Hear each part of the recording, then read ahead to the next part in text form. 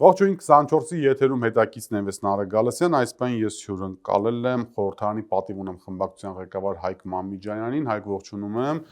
եւ շատ շնորհակալ եմ հրավերս ընդունելու համար։ Ես ուզում եմ խոսել այսպես կոչված խաղաղության գործընթացին, Գազայի խաղաղության գործընթացին Հայաստանի եւ մասնավորին վարչապետ Նիկոլ Փաշինյանի միացման եւ ձեր արձագանքի մասին։ Երեկվա բրիֆինգում դուք հայտարարեցիք, որ Հայաստանը փաստացի $1 միլիարդ պետք է գումար վճարի մեկ նկար ունենալու համար, այսինքն Փաշինյան-Թրամփ նկար ունենալու համար։ Ինչը հետո պարզվեց, որ այդքան էլ այդպես չի, որովհետեւ 3 տարի առնվազն Հայաստանը ինքն է որոշելու, թե ինչպիսի ֆինանսական ներդրում ունենալու այդ գործընթացի կանոնադրական կապիտալի մեջ։ Ինչու, ինչ սխալ էր արդյոք ձեր հայտարարությունը։ Ամբողջական բրիֆինգի մեջ եթե բացեք, ես ասում եմ հետեւյալը. կա երկու տարբերակ։ Տարբերակ 1.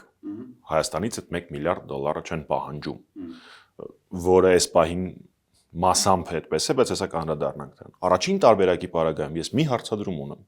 Կա գոնե մեկ տրամաբանական մարդ, ով կգա ու ինձ լուրջ դեմքով կսկսի համոզել, որ պետությունը, որը տվել է այդ $1 միլիարդ դրամը, եւ պետությունը, որը չի տվել այդ $1 միլիարդ դրամը, հավասարազոր դոլարաներողություն, հավասարազոր ազդեցություն կամ դերակատարում են ունենալու այդ կառույցի։ Ոչ մեկ չի խոսում հավասարազորության մասին։ 1. Երկրորդ, այն տարբերակը, որը հիմա է հրապարակվել, այսինքն 3 տարի հետո կորոշվի արդյոք չտվածները մնում են թե դուրս են գալիս։ Ես ունեմ մեկ հարց։ Այդ կառույցի համենայն դեպս Ռուսաստանի Դաշնությունը դեռևս չի հերքել, որ մասնակցելու։ Չէ, արդեն հայտարարեցին, որ Վլադիմիր Պուտինը պատրաստ է։ Պատրաստ է, այդ մի հրապարակում չի տեսել։ Եվ երկրորդը ակնհայտ Իսրայելը նույնպես ընդունել է այդ հրավերը, նույնիսկ հիմնադրմանը չէին մասնակցում։ Սա մեկ։ Երկրորդ, որևէ մեկի մոտ հարց չի առաջանում, ինչու ԵՄ անդամ երկրներից ես հիշում եմ, որ միայն Բելգիան էր այնտեղ ներկա, որպես պետություն, իսկ մնացած կարևոր դերակատարները Ֆրանսիայից մինչև Գերմանիա որևէ դիրքորոշում չէին հայտնել։ Հիմա երկու հարցադրում։ Առաջին, արդյոք աշխարհաքաղաքական օրակարգա դա հետապնդում անձնապես նախագահ Թրամփի հետաքրքրությունների տեսանկյունից։ Շատերը դա անվանում են նոր մակ, շատերը դա անվանում են, որ նախագահ Թրամփի հետագա կարիերային աստիճանն է լինելու դա Ամերիկայի Միացյալ Նահանգների հաջորդ ընտրություններից հետո, բայց կոնկրետ Հայաստանի Հանրապետությունը դրանից ինչ է ստանալու։ Իմ ջալուց ես այդ բրիֆինգի ժամանակ մի կարևոր սխալ եմ բաց թողել, ես ասել եմ, որ սոյերի գնման համար 60 թե 90 միլիոն եմ ասել, իրականում 132 միլիոն է, թիվը այդ բայդ մտքից թռել է։ Բայց արձանագրենք երկու Չէ, բայց պարոն ջան, ես կներեք էլի 1000 անգամ, ես պետք է չեմ կարողանում տրամաբանությունը հասկանալ։ Կա Թրամփ, որը փաստացիորեն, ինչպես Հայաստանի եւ Ադրբեջանի իշխանությունները ասում են, հաստատել է խաղաղություն Հայաստանի եւ Ադրբեջանի միջեւ, որի անվան անունը կրող հսկայական տնտեսական պրոյեկտ ճանապարհ է բացվում եւ որով ապաշրջակապակվում են ճանապարհները։ Թրամփը հրավիրել է Փաշինյանին եւ Ալիևին մասնակցել, բերել է երկուսին կողքները նստեցել է։ Ինչ պիտի ասեն, ինչ չեն գալիս։ Որևէ մեկը չի ասում պիտի ասեն ինչ էին գալիս։ Որտեղից է սկեպտիկ տրամաբանվածությունը ոչ թե փաստին է, առանձին տրեկ է քննարկման, թե ինչ կառույց կլինի այդ խորհուրդը, որի մասին ես իմ կարծիքը հենց նոր ասեցի։ Իմ խնդիրը կայանում է նրանում, որ դա Փաշինյանական քարոզչամեքենա ներկայացնում է, որ Փաշինյանը Թրամփի մանկական ընկերն է։ Ու այդպիսի դրվագներ դեռ շատ են լինել։ Թրամփը ասաց, մենք these two guys are our friends։ Հրաշալի է, բայց այստեղ գալիս է հաջորդ խնդրեմը։ Մենք ունենք երկու եւս փաստ, որոնք ցավոք սրտի այդքան էլ ուշադրության չառանցան, Սուրեն Սարգսյանն է դրա մասին խոսել 3, եթե չեմ սխալվում։ Ալիևին ընդունեց, որ Դավոսում Ամերիկայի նախագահը ունեցել է 2 պետության ղեկավարի հետ հանդիպում։ Ուկրաինայի նախագահ Զելենսկի եւ Ադրբեջանի նախագահ Ալիև։ Մի խնդիր էլ ավելացնեմ այս պատմության մեջ։ Նույն Դավոսում եղել է մի ստորագրում, որը ես չեմ հասկանում ինչի հիմնական թեման մենք ամեն ինչ անում ենք, որպեսզի ուշադրությունը գրավենք մարդկանց այդ իրադարձության, բայց ոնց որ թե այդքան էլ դեռ ուշադրության չի առնանում։ ինչի չի քննարկում են փաստը, որ ամերիկյան խոշորագույն ներդրումային կազմակերպությունները, որոնցից մեկը BlackRock-ն է,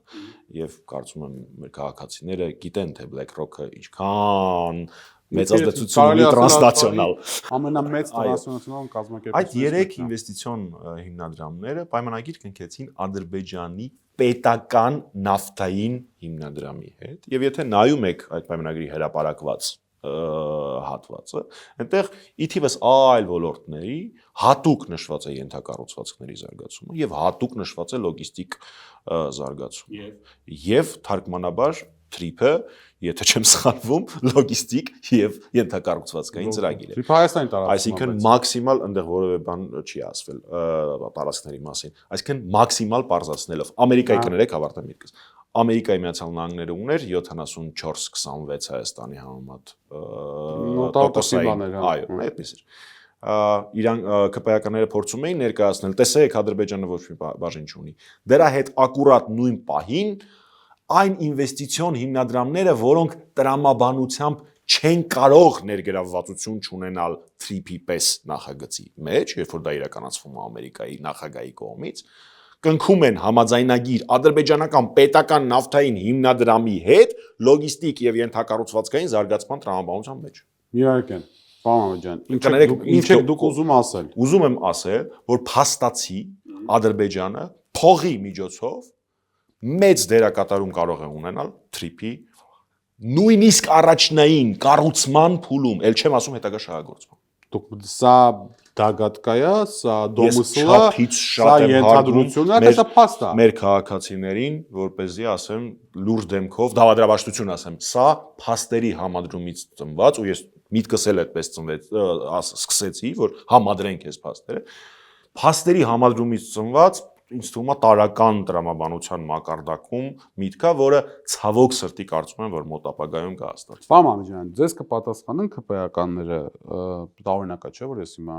մտածում թե ինչ կպատասխանեն ԿՊԱ-ականները, բայց այնուամենայնիվ ձեզ կպատասխանեն ԿՊԱ-ականները, կասեն դուք օգոստոս 8-ից հետո ինչ բանդակուշակությամբ ասես զբաղվեցիք, ինչքան ենթադրություններ վերլուծություն, հիմա անձամբ Հայկ Մամեդյանի մասին չի խոսքը, ընդհանրապես ընդդիմության մասին է խոսքը։ Էլ ասում էիք սա սուվերենություն է, էլ ասում էիք ադրբեջանցիները հայ չեն տեսնելու, էլ ասում էիք մաքսային ծառայությունները արտադելեգացվելու են, էլ ասում եմ այլն։ Հիմա հրապարակվել է մի փաստաթուղթ, որտեղ մի 50 անգամ Հայաստանի սուվերենություն բառնագրված, որ Հայաստանի մաքսային ծառայությունները իրենց գործառույթները իրականացնում են, անվտանգային ծառայությունները իրականացնում են, սահմանապահները իրականացնում են, ոստիկանությունը իրականացնելու է, ամբողջությամբ գտնվելու է Հայաստանի յուրիսդիկցիայի մեջ։ Եթե այն ժամանակ դուք սխալվեցիք ու ըստ ԿՊԱ-ականների սխալվեցիք ու այդպիսի հայտարարություններ էիք անում, ով ասում որ հիմա չեք սխալվելու, որտեվ ոչ մի փաստ չկա, որ հենց Թրամփի ուղու մեջ են ադրբեջանական փողերը դրվելու։ Որևէ փաստ այդպիսի իհարկե չկա։ Ես ի սկզբանե ասացի, որ դա բարձ տրամաբանությունն է։ Մեկ, երկրորդ շատ շնորհակալություն, որ այս թեման առաջ քաշեցիք։ Հիմա ես ճիշտ ասած պատասխանելու եմ բոլորի փոխարեն, այլ ոչ թե հանրապետականի, որովհետև հանրապետականը շատ ավելի հստակ է ասել այդ ամեն ինչի մասին։ Բայց հատ նույնիսկ հենց այդ ճշտած կետերով կգնանք։ Այո, այնտեղ մի 1500 անգամ նշված է ինքնիշխանություն, այնտեղ մի 1500 անգամ նշված է համահավասարություն, հավասարության սկզբունք եւ այլն եւ այլն։ Հատ այդ սկզբունքներով գնանք։ Ուրեմն հավասարության սկզբունքը արդարության սկզբունքի հետ ոչ մի ընդհանրություն չունի։ Ես եւ դուք Նարեկ ջան կարող ենք պայմանավորվել, որ առաջիկա կես տարում մենք ազգային ժողովի ամբիոնից ելույթ չենք ունենալու երկուսս էլ։ Հավասար Հավասար չեմ կանալու։ Բայց հենց այդ դա է, որ ես այդ հնարավորությունը ունեի, իսկ դուք երջանկություն ձեզ ոչ։ Նույն տրամաբանությամբ, ինչ վերաբերվում է ձեր նշած արտապատվիակումին, արտապատվիակումը շատ գեղեցիկ ձևակերպում է ստացել այս վերջին հունվարյան փաստաթղթում, front office, back office, որոնց իրական գործառնական ֆունկցիաները դեռևս ոչ միտեղ գրված չեն եւ արդյոք մեծ վտանգ, որ օպերատիվ որոշումների կայացման եւ օպերատիվ ներգործությունը զգալիորեն ավելի մեծ հատված ընկնելու է front office կոչվածի վրա։ Հաջորդ խնդրը, որը մենք անդադար ասում ենք այդ փաստաթղթի եւ առհասարակ այս գործընթացի հետ, դա իրական հավասարության բացակայությունն է։ Իրենք արդեն հասել են եսիմ որ փուլին, հայ-հայը արդեն ասֆալտ են սկսում փռել TRIP-ի հետ կապված, բայց իրենք ով ադրբեջանցիները ԱՔՊ-ն նկատի ունեմ, բայց մի հատ հոդաբաշխ բացատրություն չկա, բա Ադրբեջանի տարածքով Հայաստանի Հանրապետության քաղաքացիների եւ բեռների անցումը ինչ տրամաբանությամբ Դա ասում են Երևանով, փոխադարձության սկզբունքով։ Ճիշտ է, փոխադարձության սկզբունքով, բայց փոխադարձության սկզբունքը չի ենթադրում օպերատիվ, այսինքն հողի վրա իրականացում։ Երկու դեպքում էլ անխոչնդոտ է դա անվանվելու, բայց Ադրբեջանը պահանջել էր, որ իրենք հայ սահմանապահ պիտի չտեսնեն, ու փաստացի դա այդպես է։ Այդ մի բանը հաստատ կարող ենք ասել, որովհետեւ front office back office-ի տրամաբանությունը մեջ դրված է, իրենք չեն տեսնելու հայ սահմանապահ։ Չեն տեսնելու, առնչություն չի ունենալու։ Ես խորը կասկած ունեմ որոշումների կայացման ներգործության տեսանկյունից, բայց փաստացի չեն տեսնելու։ Հիմա ես նույն հարցը տալիս եմ Ադրբեջանի պարագայում։ Որտեղ է մեր երաշխիքը, ձեռի հետ էլ ասում եմ, թե հետագայում մանիպուլյացիան ոնց է իրականացվելու։ Որ չի լինելու հետևյալը։ Երբ որ Ադրբեջանի տարածքով Հայաստանի Հանրապետության քաղաքացիների եւ բեռների անցման օրակարգը առաջանա, Փաշինյանը ասի հետևյալը. Դե տեսեք, Հայաստանը այնքան առաջադեմ երկիր է, որ մենք մեր բոլոր անցակետերը սահմանային սարքում ենք առանց մարդու առնչության գալիս ես, կանգնում ես, պասպորտ եւ այլը անցնում ես։ Լավ։ Սկսել ենք այդ սահմանակետից, հեսա բոլորն ալնելու ու կարող է նույնիսկ լինի։ Ադրբեջանը այդքան էլ հարուստ երկիր չի, իրանց մոտ դեռ այդպես չի։ Հետևաբար այնտեղ բարի կլինեք ձեր պասպորտը տակ, ադրբեջանցին էլ իր կեղտոտ արձանագրումը, որ դու անցել ես Ադրբեջանում, մխտերի մեր Հայաստանի Հանրապետության անձնագիրը։ Այսպիսի խութերով է լուծվելու այն բոլոր խնդիրները, որոնք ցավոք սրտի պահանջել է Ադրբեջանը Հայաստանից։ Մի օրինակ բերեմ, որ ամբողջ լոգիկան դրանով գնա։ Փաշինյանը ասում է փոխել է սահմանադրությունը։ Ու ասում է որն արդեն հայ փոխում։ Դե եթե ինքը ասում է ես դա ասել եմ միշտ փոխեք, ինքը ասում է դա Ադրբեջանի պահանջով չի, դա մեր կարիքն է, քաղաքացին պիտի ինքնանույնականացվի սահմանադրության մեջ, ու լիքը սենց սուտ, բայց սիրուն բաներ։ Բայց փաստացի Ադրբեջանը պահանջել է, Փաշինյանը փոխում է։ Նույն տրամաբանությունը գալիս է եկեղեցու դեմ պայքարի պարագայում։ Փաշազադեն պահանջել է, Փաշինյանը սկսել է եկեղեցու դեմ պայքար։ Թե դա ոնց է ձևակերպվում իր կառավարության խայտարակ այդ չուլանների ելույթով, իր այդ կոմպրոմատներով, փաթեթավորումը էական չի։ Վերջն արդյունքում դու պետք է նայես երկու բան. փողը որտեղից է գալի, իսկ ես նոր մտավախությունս ասացի, որ փաստացի մեծ ծավալով ադրբեջանական կապիտալ գնալու է ամերիկյան ներդրումային հիմնադրամներ, որոնք պլանավորում են այդ թվում նաև ենթակառուցվածքի մեջ ներդրում անել։ Հայաստանյան ենթակառուցվածք։ Այդպիսի բառ չկա գրած։ Չեմ ստելու ես երբեք։ Ես փաստերն եմ ներկայացնում, որ վերլուծությունը մեր քաղաքացիները։ Բայց դուք բանը կան, մտածում եք, որ թրիպի մեջ կա ադրբեջանական փող հայտնի, դա ձեր կասկածը։ Դա հիմնավոր կասկած է իմ կարծիքով, որովհետև մենք խոսում ենք Ամերիկայի 3 ամենախոշոր ինվեստորների, ներդրումային հիմնադրամների մասին, այդ հիմնադրամները վերցրել են Ադրբեջանի պետական նավթային հիմնադրամի փող եւ ասում են, որ ենթակառուցվածքի մեջ են ներդրելու։ Հիմա այս 3 փաստը խնդրում եմ համադրել իրար հետ։ Ես չեմ ասելու, որ դա 100% այդպես է, բայց ինձ թվում է տարրական տրամաբանություն։ Եվ երկրորդ, թե ոնց են խնդիրները փաստացի լուծվում։ Ադրբեջանը պահանջում է փոխել սահմանադրություն, Փաշինյանը ասում է փոխել եմ սահմանադրություն։ Ադրբեջանը պահանջում է եկեղեցու դեմ արշավ սկսել, Փաշինյանը սկսում է եկեղեցու դեմ արշավ։ Թե այդ ամեն ինչը ոնց է փաթեթավորվում, դա արդեն քաղաքական տեխնոլոգիայի եւ մանիպուլյացիայի դաշտից է։ Փաստացի խնդիրները լուծվում են այդպես։ Ինչի նորից ասեմ, Ադրբեջանը պահանջում է, որ հայ սահմանապահ չտեսնի, ներմուծվում է front office back office հասկացությունները։ Ու այսպես ես կարող եմ շատ երկար շարունակել։ Խնդիրը կայանում է դրանում։ Մենք մեր քաղաքացիների հետ կոմունիկացիան, մեր քաղաքացիներին հետ շփումը, մեր քաղաքացիներին բացատրելը թե ինչա տեղի ունենում, ընդ որում այդ բացատրելը հանգարց որևէ մեկի մեծամտություն չթվա, երբ որ ես մեքենա ստանում եմ սարքողի մոտ, ինքը ինձ բացատրում է, թե ինչը պետք է սարքի։ Դե այս անտերնել է մասնագիտություն, սա էլ պետք է որոշակի գիտելիքներ ունենալ։ Դրա համար շատ է Փաշինյանի մանիպուլյացիայի հնարավորությունը։ Ինքը ցույց է տալի 10 քանի անգամ 16 հիշատակում է ինքնիշխանության բառի, բայց երբ որ ես կոնկրետ ասում եմ, իսկ ինձ կասես front office back office դերակատարումների բաժանումը, օպերատիվ որոշումների կայացումը, դրա պատասխան այդտեղ գրված չկա։ Նույնիսկ մենք ունենք արձանագրված Փաշինյանի կողմից արձանագրված երկու խայտարակ հայտարարություն։ Երկուսն էլ կառավարությունը այժմ հարցու պատասխանի ժամանակ արել։ Առաջինը արել է մի քանի ամիս առաջ։ Հարցին արդյոք թրիփով Ադրբեջանը հնարավորություն ունենալու է սպառազինություն, զինտեխնիկա անցկացնել Նախիջևանի տարածք, պատասխանել է հետևյալը։ Իսկ դուք ուզում եք, որպեսզի մենք կարողանանք անցկացնել դեպի Մեղրի։ Մեր քաղաքացիներին ավելի մեծ ասեմ, հա, այդ տրամաբանության մեջ հնարավորություն կա Հայաստան անցման, այսինքն, երբ որ դու Երասխից Մեղրի գնում ես Ադրբեջանի տարածքով եւ շահում ես 100 կիլոմետր։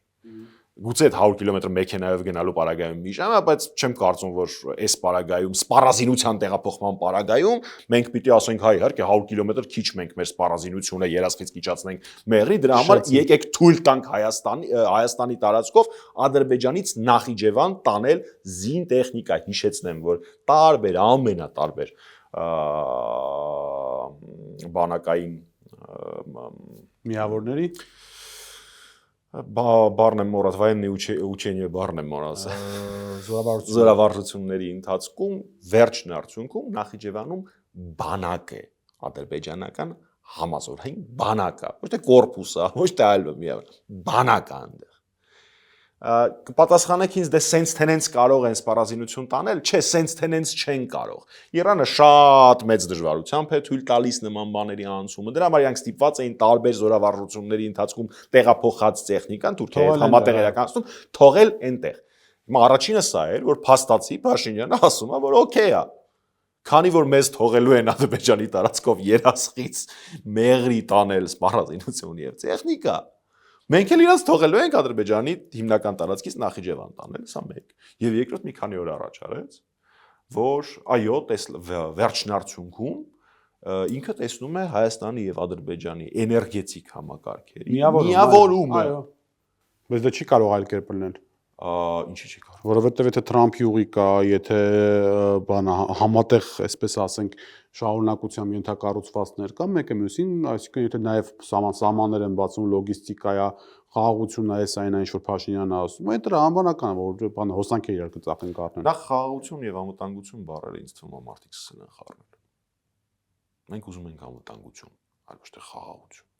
Խաղաղությունը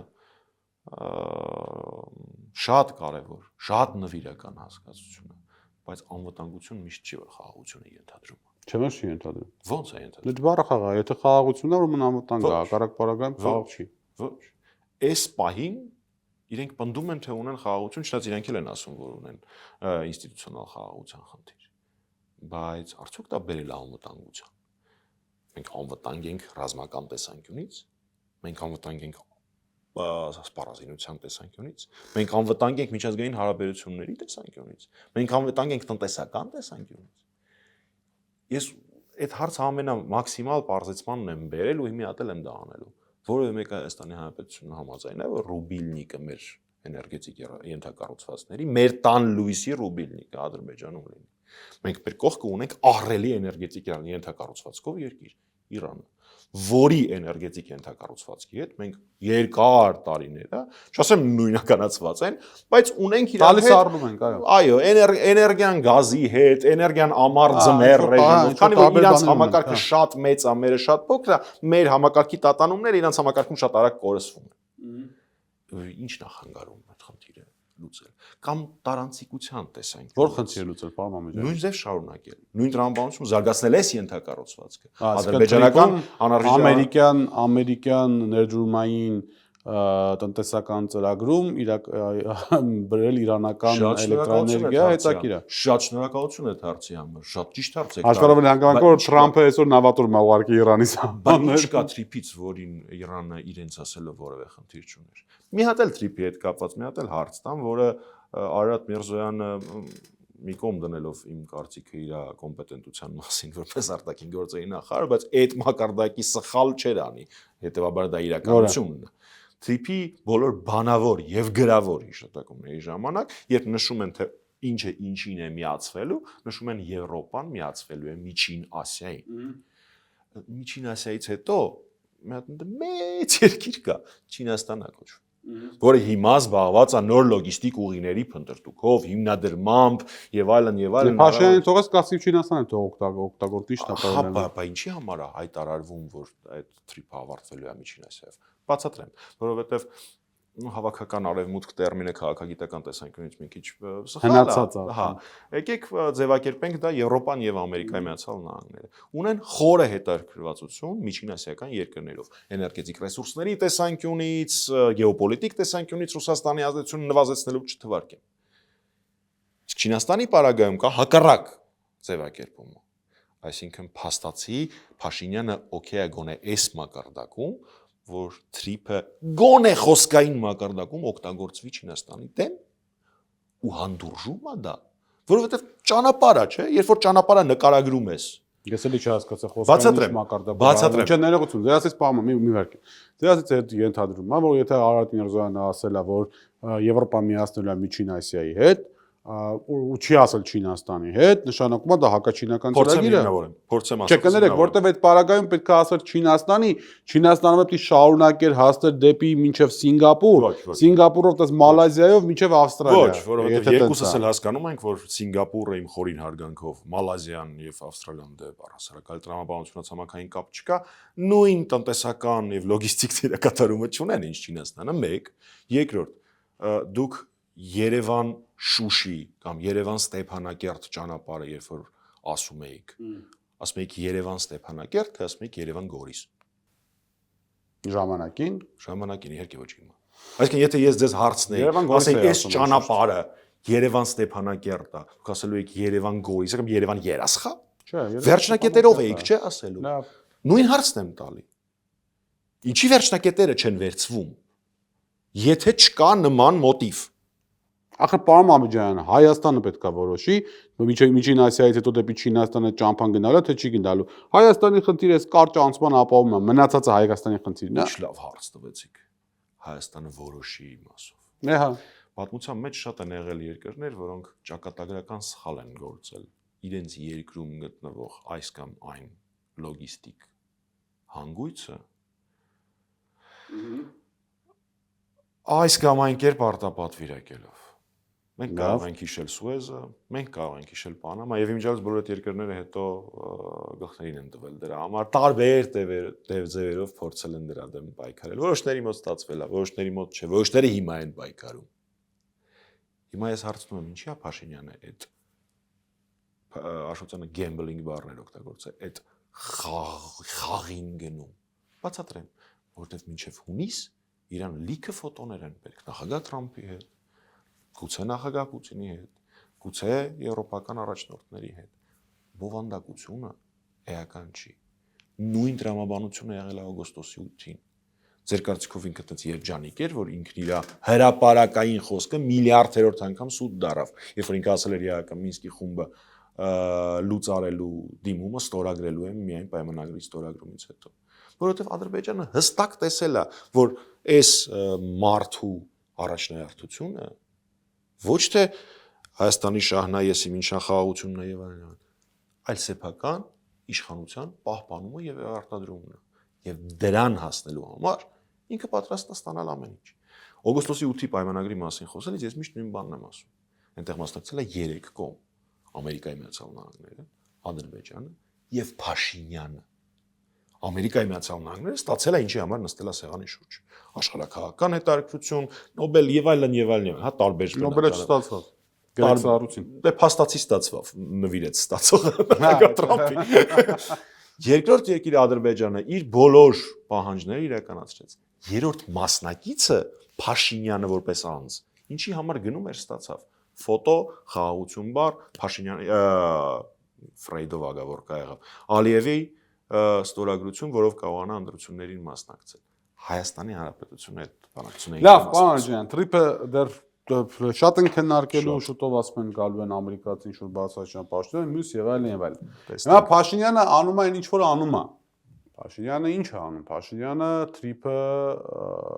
ի կատարածում, կյանքի է կոչում։ Փաշինյանը ստանում է քո ձեր ասածի պես ֆոտոներ Թրամփի հետ, Պուտինի հետ, չգիտեմ, եվրոպական այլ առաջնորդների հետ։ Փաշինյանը հələ մայիսին ստանալու այդպիսի ֆոտոներ, որ լինելու է եվրոպական քաղաքական համաժողովը Հայաստանում։ Այսինքն Փաշինյանը մեր ժողովրդին ասում որ խաղաղություն է բերելու, Փաշինյանը եւ այլն։ Դուք ինչ եք անում։ Ամենալավ, ամենաճիշտ հարցադրումն է։ Ես դրանից սկսում եմ իմ բոլոր խոսքերը։ Էական չի Փաշինյանը ինչ անելու, բոլորիսը պարզվում ինքը ամեն ինչ անելու։ Էականա թե մենք դրա հետ կապված ինչ ենք անելու։ Եթե մենք որպես հավաքական ընդդիմություն նկատի ունենք, ապա ես համարում եմ, որ այդ ընտրական գործընթացներին որպես հերթական ընտրություն նայեք հիմիկվանից Քարոզարշավը մի հատ պրե-Քարոզարշավ իվենթ անենք, մի հատ Քարոզարշավ իվենթ անենք, հետո սիրուն մի հատ լավ մեծ միտինգ անենք ու մտնենք ընտրության, այս տարբերակը չի աշխատելու։ Մենք եթերից առաջ էլ էինք դրա մասին զրուցում։ Այս ընտրություններին մեր հասարակությունը պիտի մտնի լավ իմաստով ներվի մեջ։ Բոլոր դերակատարները պետք է գիտակցեն, որ սա սովորական ընտրություն չի։ Սա երկրի ապագա լինել կամ չլինելու ընտրություն է։ Դուք ժամերով կարող եք քննադատել, չգիտեմ ինչի ինձ, բայց ամբողջ ընդդիմության մեղքերի համար ինչի դա չի արվում, եւ ես մի մասի հետ գուցե համաձայնվեմ։ Բայց իմ ընկալումը հետեւյալն է։ Բայց եկել հասել է դանակը ոսկորը։ Իմ ընկալումը հետեւյալն է։ Անկախ չէ, ես դրա մասին դատարան եմ խոսում։ Անկախ ամեն ինչից հավաքական ընդդիմության բոլոր դերակատարները պիտի անեն ամեն ինչ, որպեսզի մթնոլորտը լինի այնպիսին, որ Փաշինյանը ռիսկ չանի ընտրություններով փորձի որևէ բան կեղծել, այդ հիմար իր Ինչ պիտի կեղծի առաջի տեղ այն բոլոր սոցիալներով թող ավարտեմ։ Փորձի կեղծել եւ կեղծելու արդյունքում էլ պատասխանը ստանա հետընտրական զարգացումներով։ Այս մեկ։ Երկրորդ։ Գիտեք 5 ամիսը երկար ժամանակահատված է։ Հայաստանում իրադարձությունները ժամերով են երբեմն տեղի ունեցել այս վերջին տարիների ընթացքում։ Խնդրում եմ պետք չի բոլոր հույսերը կապել բացառապես սիրուն ընտրություն կանենք, կայֆ Քարոզարշավ կլինի։ Ուրիշ ճանապարհներ էլ կան։ Ճանապարհները մի բացառեք։ Այդ ճանապարհները բոլորը այսպես թե այնպես ենթադրում են փողոցային պայքար, դրանցից մեկի գործիքը իմպիչմենտ։ Դու դեռ իմպիչմենտի վրա հույս ես դնում։ Եթե ես հանկարծ երբևէ հույսս կորցնեմ, դժվար թե ես երբևէ քաղաքականության մեջ ներգրավվածություն։ Չէ, որովհետև այս բան իրատեսական չի դա, համաձայն չես։ Կամ չկա փող այնպեսի մտնոլորտ, որով դա հնարավոր է։ Ես չգիտեմ աշխարհի պատմության մեջ գոնե մի հատ իմպիչմենտ, որը սկսելու պահին իրատեսական է եղել։ Իսկ ավարտ եղել է։ Մի մասը ավարտը դրական է եղել, մի մասը ոչ։ Հիմա համենայն դեպս իմպիչմենտի մասին այսպես խոսակցություն չկա, բայց այդ էլ տպավորություն է ստեղծում, որ տիպը հանրապետական ասում եք իմպիչմենտ անենք միտեղ, որտեղ որ դա կարծես թե մտնոլորտայում հնարավոր չի, ասում են օքեյ անենք չի ստացվում ոչ մեկ չի, Դավիթ Համբարձումյանին տանում են կալանավորում են process-ը մեծ հաշվով մեռնում է, հետո հանրապետականով չի ասել, դե ես ասում եմ իմպիչմենտ արեք, չեկաք, չարեցիք, դե ես գնացի տավը։ Դա շիլդում, չէ՞։ Պետք է հավաքական պատասխանատվություն կա։ Հանրապետական կուսակցությունը չի կարող գնալ, որովհետև մեր պատմությունը եւ մեր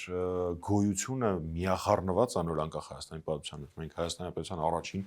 գրանցված հասարակական միավորն ենք։ Ես հասկանում եմ ձեր հարցի ենթատեքստը, նայում ասեմ իմպիչմենտից բացի պետքա այլ տրամաբանություն։ Հայաստանի հանրապետական կուսակցության նախորդ շաբաթ ուրբաթ օրը կայացած գործադերի նիստում բավական երկար քննարկվել է ընտրությունների հարցը։ Բացատրեմ ինչի է երկար քննարկվել։ Չէ, բայց Եվա ասեք նոր։ Եվա ասել ենք, տարածել ենք, որ սա քննարկումներից առաջինն էր, շարունակվելու է այդ քննարկումը։ Իսկ որոշում չի կայացվել եւ մենք այդ օրը որոշում կայացնելու նպատակ էլ չունենք։ Բացատրեմ ինչի է այդ քննարկումները այսքան երկար եւ հանգամանալից հանրապետականում տեղի ունեն։ Որովհետեւ մենք չենք նստում քննարկելու, որ մենք մասնակցենք ընտրություններին 10 պատգամավոր կունենանք 4, 1 թե 40։ Լավ։ Մենք քննարկում ենք բացառապես Փաշինյանին հնարավոր կլինի հեռացնել թե չէ։ Ու այդ դիտակետից երբ որ սկսում ես ընտրությունները քննարկել, շատ քննարկելու բան։ 21 թվականի ընտրությունները պատիվ ունեմ միացավ։ Հիմա հանրապետական թող իր մասով պատասխանի, լավ։ Ինչի այն ժամանակ ռեալ շանս տեսնում եք, որ պետքա Փաշինյանին հեռացնել։ Հանրապետական կուսակցությունը եղել է այն ուժը, որը մինչև ասում հա ընտրություններին մասնակցել, բայց գնաց մասնակցեց։ Հա, օքեյ։ Երկրորդ, այդ որոշումը մենք կայացրեցինք նրա համար, որ այդ թվում նաև այդ խողովակով օգուտ տանք Փաշինյանի հեռացմանը։ Չստացվեց։ Իհարկե ոչ։ Հիմա 26-ն է դիմացը, նույն բանը կա։ Բան նոր ինչ էի ասում, որ անցած ուրբաթ դա քննարկել ենք եւ քննարկելու ենք հաջորդ գործադերի նիստին։ Մեր ընկալումը է ամեն ինչի հետևյալն է։ Այդ մանդատները, պաշտոնները եւ այլ նման բաները բաժանելու համար պետք է Հայաստանի Հանրապետություն շարունակի գոյություն ունենալ։ Ունենալ նենց ոնց որ ես, դու գիտենք։ Բայց ես ու դու ինչ որ գիտենք, այլևս հնարավոր չի։ Միգուցե Ոչ։ Հենց ամբողջ խնդրեմը այդ է, մի քիչ կարող արժեքային դաշտում տեղափոխում Հա, ինքը լավ ավարտա։ Միգուցե նաև քո եւ ոչ միայն քո մնացած քոպես մտածող մարդկանց խնդրեմը այն է, որ չեն հաշտվում են հանգամանքի հետ, որ այն Հայաստանը, որը եղել է մինչև 2020 եւ ընդհանուր առմամբ մինչև 2018 թվականը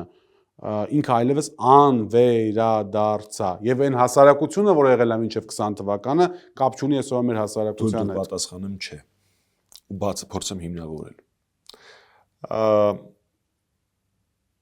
Առաջին, սա մեր երկիրն է։ Հասկացա, հետո խնդրում եմ լսի մինչև վերջ։ Իմ քո եւ մնացած բոլոր հայրենասերների պես մտածող մարդկանց երկիրն է, որ մի խումբ մարգինալներ հիմա վերցրել են իշխանությունը։ Դա չի նշանակում, որ դրանից մենք պետք է խռովենք կամ ասենք, որ մեր պատկերացած Հայաստանը չկա։ Խնդրում եմ թող լսեմ մինչև վերջ։ Առաջին, ոչ, սա մեր երկիրն է, ոչ ես չեմ համարում, որ այն անվերադարձ փոխվել է իր հասարակության կազմով։ Երկրորդ, բոլոր այդ արհավիրքներից հետո ահռելի քանակությամբ մարդիկ, այդ թվում նաև Բագրատ Սրբազանի, Քավան Տերկելվորին եւ մյուս բոլոր անազատության մեջ մտնող, այդ թվում նաև Նարեկին Հացադոլի մեջ մեր ընկերներին ազատություն են մաղթում։ Կոչով շուրջ 60-70 տարբեր հաշվարկներով մարդիկ են դուրս եկել փողոց։ 1000։ Այո, այս այն երկիրն է, որտեղ ես տեսնում եի, թե ինչպես բացարձակ ապաքաղաքական իրենցից ոմանք նույնիսկ օրինական պատճառներով չծառայած իմ ընկերները իրենց աշխատավայրի բալկոնում քննարկում էին, ոնց դու այսօր ինչքան ես Հայաստան հիմնադրամին փոխանցել։ Ոնց դու ինձ շատ ես փոխանցել ու դրա կրկնակին նորից փոխանցել էին։ Այս այն երկիրն է, որ նույնիսկ այս բոլոր արհավիրքներից հետո մարդիկ, երբ հայաթափվում էր Արցախը ու Փաշինյանը ասել էր, որ ոչ մի կերպ չի օգնելու, չէին համակերպվում դրա հետ։ Մեկ ասում էր, ասեք գնանք Գորիսից անցնենք, մեկը ինչ որ ուրիշ բաներ անում։ Չէ, չի փոխվել Հայաստանը, չեն փոխվել մարդիկ։ Այս օրինակը ես միշտ բերում եմ նույն դեպքի վրա։ Քարորիա պատերազմի ժամանակ եւ 44 օրյայի։ Այդ ոնց է որ քարորիայի ընթացքում դասալիկության որևէ արձանագրված դեպք ես չեմ լսել ամենայն դեպս։ Աշխատանքները տարբեր էին։ Նաեւ այլ բաներ էլ կան համեմատելի էին։ Արի ընդունենք, որ համեմատելի էին։ Տարբեր էին իհարկե, բայց համեմատելի էին։ Տշնամին նույնն էր, հարձակվողը նույնն էր։ Հարցակման ուղղություններ նույնիսկ որոշ բարականներում նույնն։ Այդ նույն տղերքն են, այդ նույն կանայք են։ Չէ, չի կորսվել իմ քո ու մեր հայրենակիցների պատկերացրած Հայաստան։ Ուղղակի հիմա մի փոքր հիվանդ է, բայց դրա բուժումը հնարավոր է։ Հայկ, երբ որ ես ասում եմ փոխվել է, ես նկատի ունեմ թե հոգեբանական առումով է փոխվել, թե առաջնահերթությունների առումով է փոխվել, թե աշխարհն է մեր շուրջ փոխվել, աշխարհն է լրիվ այլ տարբեր տրամաբանություններով։ Մեր քրիտիկ կատարում են իրադարձություններ, որոնք որ կարող են մեծագույն ողբերգությամբ ավարտվել, որը կարող է բերել, ասենք, չգիտեմ, ամենաֆատալիստական տրամաբանությամբ երրորդ աշխարհամարտի եւ այլն, էլի։ Ու երբ որ դու մինչև 2018 թվականի պարամետրերով ես մոտենում խնդրին դեմ, այլ խնդիրը չես կարողանում լուծել։ Պետք է ընդունես այսօրվա իրականությունն իրողությունը։ Իհարկե պետք է ընդունես։ Միգուցե տեղ ինչ որ իհարկե պետք է փոխվելու հնարավորություն։ Իհարկե պետք է ընդունես։ Հիմա տես օրինակ բան եմ բերում, հա, այսօր մենք մի խոսում էինք իրար հետ, հայտարարվեց արդեն Հայաստանի իշխանության ներկայացուցիչներից մեկը իր Facebook-յան ցանցում գրեց, որ Ադրբեջանում, փակագծերի մեջ Ղարաբաղում գտնվող շուրջ 1 տասնյակ Հայաստանի Հանրապետության քաղաքացիներին, այսինքն դասափաստացիոն նշանակում է Արցախում բնակվող վերջին են հայերին, որոնց իմ տեղեկություններով առնվազն ճնշող մեծամասնությունը ինչ որ խնդիրներ ունեցող մարդիկ են, հա, առողջական եւ այլն, հա։ Այդ մարդկանց բերեցին Հայաստան, փաստացի այլևս Արցախում ոչ մի ողջ հայ չկա այս դրա տրամաբանության մեջ։ Ու Փաշինյանական իշխանությունը Արցախի շուրջ իր ամբողջ այս process-ները, որ կատարում է եւ նաեւ մեծ հաշվով հասել է նրան, որ անգամ ընդդիմության մեջ Արցախի մասին խոսույթը կտրուկ փոխվել է։ Այնպեսի տպավորություն է, այդ մասին հնարավոր է Մելիք Շահնազարյան գրել մեր ընկեր, շատ լավ էր գրել, որ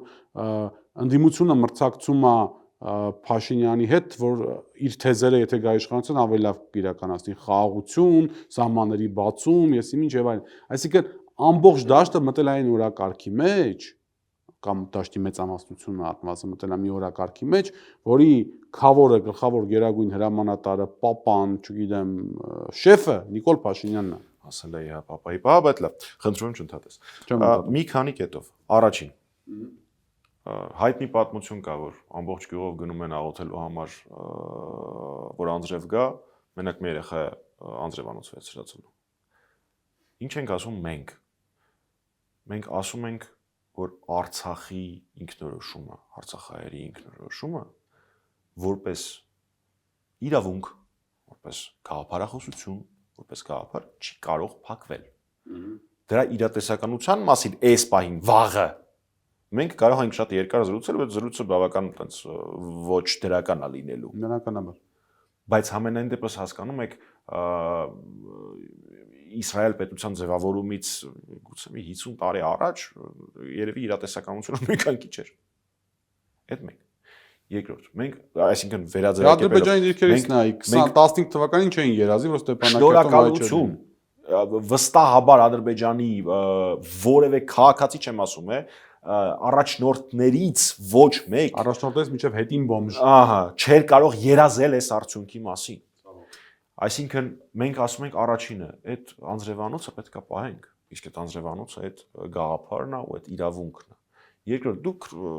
նոր նշեցիր աշխարհի փոփոխությունների մասին։ Եթե մենք պայմանական բաժանենք վերջին 20-30 տարին դեպի գլոբալացում աշխարհի տրենդը, ամբողջ աշխարհի, ապա հիմա աշխարհի ամենահզոր պետություններից մեկի ղեկավարը Ամերիկայի Միացյալ Նահանգների նախագահ Դոնալդ Թրամփը հաստատ այնց առնվազն գլոբալիստ չի, եթե չասեմ անտիգլոբալիստ է։ Ամերիկայի մեկուսացման տրամաբանությունը ինչքանով դա հնարավոր է Ամերիկայի պես պետության պարագայում ազգային պետության գաղափարի կրողը։ Ինչքան դա հնարավոր է Ամերիկայի պես պետության պարագայում։ Բայց չենք մենք դրա հակառակ տրենդով գնում գրասից բացատրես։ Մենք գնում ենք, որ մեզ հիմա չուտեն Կասր Փաշինյանը։ Քանի Փաշինյանն է մեզ հաստատ ուտելու է։ Այդ մեկ։ Երկրորդ, Փաշինյանը չի գնում որպեսզի մեզ չուտեն։ Փաշինյանը գնում է որ իրան չուտեն։ Ես սա ում հենց քո եթերում էլի ասել եմ։ Ես մի վարքյան չեմ զարմանա, եթե մայիսի օրինակ 4-ին Փաշինյանը Բաչարը Վրուչեյում, ճիշտ եմ ասում, կառավարական ամառանոցներից մեկի անունը Ռուսաստանի Դաշնության նախագահի, ձկնորսության կադրեր հրապարակի կամ որսի Նովագարովյան։ Այդ մշտականն է, մի հատ էլ եթե չեմ սխալվում կա։ Ինքը աշխարհակահաղական ճաշակներ չունի, ինքը ոչ պրոռուսական, ոչ պրոեվրոպական։ Ինքը ուզում է իր իշխանությունը պահպանի։ Որ աշխարհակահաղական կենտրոնը դրա համար ավելի շատ բան պատրաստ կլինի անել, այդ աշխարհակահաղական կենտրոնի տակ էլ կպարկի։ Հիմա մենք բոլորս պետք է ապացուցենք, որ անկախ կոնսենսուսներից, անկախ որոշումներից, ինչքան ռոմանտիկ առաջի հայացքից տվա իմ ասածը, մենք ուզում ենք մենք որոշել մեր ապագան։ Ու հենց դա էլ պիտի անենք։ Շնորհակալ եմ շատ։ Հրավերս ընդունելու հետաքրքիր զրույցի համար հիշեցնենք, որ իմ հյուրն էր խորհրդանի պատիվ ունեմ խմբակցության ղեկավար ՀՀԿ գործադիր մարմնի անդամ Հայկ Մամիջյանը, մենք կհանդիպենք, մնացեք խաղաղությամբ։